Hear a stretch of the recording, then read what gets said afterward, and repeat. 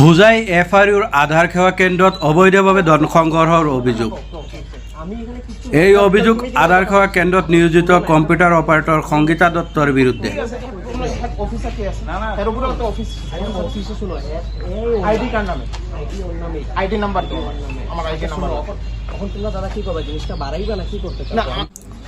আধাৰ কেন্দ্ৰলৈ কামৰ বাবে অহা প্ৰত্যেক ব্যক্তিৰ পৰা 250 টকাৰ পৰা 500 টকা পৰ্যন্ত ধন সংগ্ৰহৰ অভিযোগ।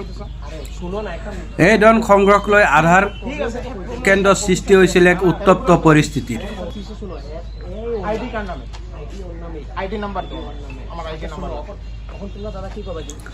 আধাৰত নিজ স্বামীৰ নাম সন্নিৱিষ্ট কৰাৰ বাবে আদায় দিবলগীয়া হয় 500 টকা আৰু উক্ত ধনখিনি ফোনপে যোগে আদায় লয় কম্পিউটাৰ অপাৰেটৰ সংগীতা দত্তই। এই সমগ্ৰ কাৰ্যত কম্পিউটাৰ অপাৰেটৰ সংগীতা দত্তক সহায় কৰিছিল নিজকে জিলা আয়ুক্তৰ কাৰ্যালয়ৰ কৰ্মী বুলি চিনাকি দিয়া এইজন যুৱকে। ইয়াকে লৈ আধাৰ কেন্দ্ৰত বাক বিতণ্ডা সৃষ্টি হোৱাৰ লগতে ক্ষুদ্ৰ গ্ৰাহকে যুৱকজনক ওলাই যাব দিয়ে আধাৰ সেৱা কেন্দ্ৰৰ পৰা। দীৰ্ঘদিন ধৰি উক্ত যুৱকজনৰ সহযোগত কম্পিউটাৰ অপাৰেটৰ সংগীতা দত্তই আধাৰ কেন্দ্ৰলৈ অহা গ্ৰাহকৰ পৰা 250 টকাৰ পৰা 800 টকা পৰ্যন্ত ধন আদায় লৈ অহাৰ অভিযোগ। বৰ্তমান এনে ধন সংগ্ৰহৰ কাৰ্যত ৰাইজ ক্ষুব্ধ হোৱাৰ লগতে চকু কপালত উঠিছে সচেতন মহলৰ। মই সুধিছোঁ তাক কিমান ল'ব, কৈছে 250 টকা। আমি মইতো 200 টকা আনিছোঁ, কৈছে 200 টকা লাগিব, 250 টকা লাগিব। অতি শীঘ্ৰে এই ঘটনাৰ তদন্ত কৰি বিহিত ব্যৱস্থা গ্ৰহণৰ দাবী ৰাইজৰ। মই কি কৰোঁ, মোৰতো ঘৰ ইয়াতে আছে, মই তথাপি যোৱা নাই, হৈ গ'ল এইটো। মই এইটো দোকানৰ পৰা 50 টকা লৈ গ'লোঁ, মোৰ চিনাকি দোকান লৈ গৈছিলোঁ। মই তাক দিলোঁ, দিয়াৰ পিছত এইটো কাট মোক দি দিলোঁ। তাৰপিছত মই ক'লোঁ এইটো এটা কাৰ্ড বনাব লাগিব, কম্পিউটাৰ দোকানত যাব লাগিব, বনাব লাগিব। তাৰপিছত মই কৈছোঁ বনালেতো পইচা লাগিব, তাতে আপুনি দিব, এইটো কথা কৈছে। কিন্তু এই যে কাৰ্ড মানি যে আমাৰ দেখক, এইটো বিজেপি চৰকাৰ হৈ আছে, আমিতো এইটো নামানো। আমাৰ এই চৰকাৰে কোৱা নাই তোমালোকে কাৰ্ড মানি ল'বা, এইটো বেংগল, আগৰ বেংগল নহয়। এতিয়া সুবৰ্ণ চৰকাৰ আহিছে, এতিয়া চাপ কৰিছে এইটো। কিন্তু মমতা যি কৰি গৈছে বেংগলত, সেইটো ক'ব নোৱাৰোঁ। আমি সদায় টিভি দেখোঁ, মোবাইল চাওঁ, চব দেখোঁ, কিন্তু মমতাৰ মতো জঘন্য মানুহ নাই। তথাপিও আমি এইটো জেগা কৰিব নোৱাৰোঁ। ইয়াত আপোনাৰ নামটো? আমাৰ নাম কুন্দৰাণী ঘোষ। কিমান টকা লৈছে আপোনাৰ পৰা? আমাৰ পৰা 250 টকা লৈছে। হোজাই এফআৰইউত লৈছে ইয়াত। এতিয়া কি কৈছে আপোনালোকক? সোধাৰ পিছত কি কৈছে আপোনালোকক? কৈছে এটা লৈছোঁ, আপুনি কৈছে বুলি লৈছে। আৰে তুমি কৈছে বুলি মই দিছোঁ টকাটো, আমিতো আগত কোৱা নাই নহয় 250 টকা দিম। মানে কি কাম কৰাইছিল? আপডেট কৰিছে, আপডেট কৰে 10 বছৰ হৈ গ'ল, সেইকাৰণে মই আহিছোঁ, কৰাইছোঁ। ঠিক আছে, ধন্যবাদ।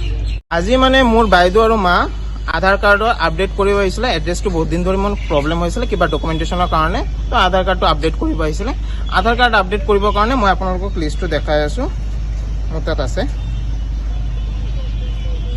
আপুনি এইটো চাব পাৰে, আপুনি জুম কৰি চাব পাৰে। আপোনালোকে এইটো গভৰ্ণমেণ্ট ফিটো যোনটো আছে 75 ৰুপিজ। আপোনালোক এইটো ডেম'গ্ৰাফি আপডেট, বায়'মেট্ৰিক আপডেটৰ কাৰণে 125 ৰুপিজ, ডকুমেণ্টছ আপডেটৰ কাৰণে 75 ৰুপিজ। ঠিক আছে, তো এইটো কাৰণে সিহঁতে চাৰ্জ কৰিছে এজনৰ পৰা 400কে, দুজনৰ পৰা 800 চাৰ্জ কৰিছে। তো মোক সিহঁতে ছোৱালী মানুহ, সিহঁতে গম নাপায় বস্তুটো। তো মই আজি অফিচৰ পৰা দুপৰীয়া লাঞ্চ কৰিব ঘৰত আহিছোঁ, মোক ফোন কৰিছে, বাইদেউ আজি মাৰ আৰু কিবা মোৰটো কৰি আপডেট কৰি আহিছোঁ, তো আমাৰ পৰা 400 800 টকা। আৰে 400 800 টকা লৈছে। ঠিক আছে, 75কে সিহঁতৰ ফি আছে, সেইটো কাৰণে সিহঁতে 150 লাগে। সিহঁতক গম পাইছোঁ, সিহঁতক কষ্ট কৰে এটা বেছি কিবা ল'ব পাৰে। ঠিক আছে, কিন্তু এইটো কাৰণে সিহঁতে 400কে পাৰ হেড চাৰ্জ কৰিছে। 400 মানে দুইজনৰ 800।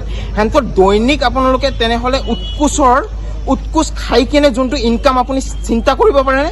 উৎকোচ খোৱাৰ পিছত ইনকামটো সিহঁতে উৎকোচ খাই কিনে সিহঁতে ইনকাম কৰে। ঠিক আছে, সিহঁতৰ গভৰ্ণমেণ্টেতো সিহঁতক কিবা এটা ফি দি আছে, ফি দিয়াৰ পিছতো সিহঁতে উৎকোচ। এইটো ছেইম কমপ্লেইনটো মোৰ তাত আগতো আহিছিলে, সেইটো কাৰণে মই আজি নিজে আহিছোঁ। নিজে আহি কিনে মই সেইটো বস্তুটো চালোঁ কি হয়। মই ফোন কৰিছোঁ, ফোন কৰি কিনে আপোনালোক মই সুধিছোঁ যেন আজি আপোনালোকৰ ইয়াতে আপডেট কৰিব গৈছিলে দুইজনে, আপুনি কি 400 টকাকৈ লৈছে নেকি? সিহঁতে ছাইডৰ পৰা কোনোবা এজনে কৈছে ফোনটো কাট, ফোনটো কাটকে কৰিছে আৰু মোক ফোন কৰি কি কৈছে, মোক দুইজনে ফোন কৰিছে, মই লিষ্ট দেখাব পাৰোঁ। ফোন কৰি কৈছে যেন আপুনি অফিচলৈ আহক, আমি অফিচত কথা পাতিম। আৰু এইটো সিহঁতে আধাৰ কাৰ্ড চেণ্টাৰ চলাইছে, ভিতৰত এটা CC কেমেৰা নাই। এটা অফিচ কেনেকৈ CC কেমেৰা অবিহনে চলিব পাৰে আপুনি কওক? ইয়াতে বহুত কিবা কিবি হ'ব পাৰে। এইটো এফআইআৰত হৈ আছে বৰ্তমান। এইটো বৰ্তমান এফআইআৰত হৈ আছে। এফআইআৰত যিহেতু এটা চৰকাৰী সংস্থাৰ কিবা এটা বস্তু, কিন্তু ইয়াতে আপোনালোকে কেনেকৈ কৰে? এইটো কেনেকৈ বস্তুটো কেনেকৈ কৰে? কিহৰ কাৰণে আপোনালোকৰ পৰা 800 টকাটো লৈছে? হেনতে আপোনাৰ ডকুমেণ্টছ আপডেট কৰে, এড্ৰেছটো আপডেট, এজনৰ এড্ৰেছ আপডেট কৰিব আৰু এজনৰ মানে হাজবেণ্ডৰ আধাৰ কাৰ্ডত হাজবেণ্ডৰ নামটো সোমাব। এইটো এমাউণ্টটো কিমান? চৰকাৰী এমাউণ্ট কিমান? চৰকাৰী এমাউণ্ট হ'ল চাৰ্জ হ'ল 75 ৰুপিজ। মই মানিছোঁ যে সিহঁতে কিবা এটা কষ্ট কৰিছে, সেইটো কাৰণে 100 লওক, 150 লোকে লওক। সেইটো কাৰণে আপুনি 150 মানে 400 টকা 250কে এটা যদি বেছি লয়, দুইটাত 500 লৈছে। এনেকৈ হ'লে প্ৰত্যেকটো দিন সিহঁতে কিমান টকা ইনকাম কৰে সেইটো কওক? মই যেন DCৰ ওচৰত মই এইটো অনুৰোধ থাকিল, এইটো আধাৰ চেণ্টাৰ উঠিব লাগে, আৰু এইটোৰ বিৰুদ্ধে এটা কঠোৰ ব্যৱস্থা ল'ব লাগে। আৰু আপোনালোকক যদি মোৰ এনেকুৱা বহুত আছে, মোৰ আহি কয়, মই কৈছে ঠিক আছে দে না, বহিছে কিবা এটা কৰিব, কিন্তু এনেকুৱা নহয়।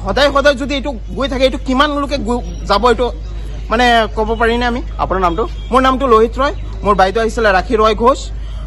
আৰু আপুনি ওচৰত আহি কিনে ভিডিঅ' কৰক না দাদা, আপুনি ওচৰত আহক, ওচৰত আহক। আপুনি মিডিয়া হয়নে? আপোনাৰ আই কাৰ্ডটো দেখাওকচোন, আহক। ঠিক আছে, আৰু কওকচোন। তো সেইটো কাৰণে মই এইটো মানে চৰকাৰৰ ওচৰত এইটো ক'ব বিচাৰোঁ, এইটো কিবা এটা ব্যৱস্থা গ্ৰহণ কৰিব লাগে। ধন্যবাদ। হোজাইৰ পৰা জয় কুমাৰ সিঙৰ প্ৰতিবেদন, HD লাইভ হোজাই।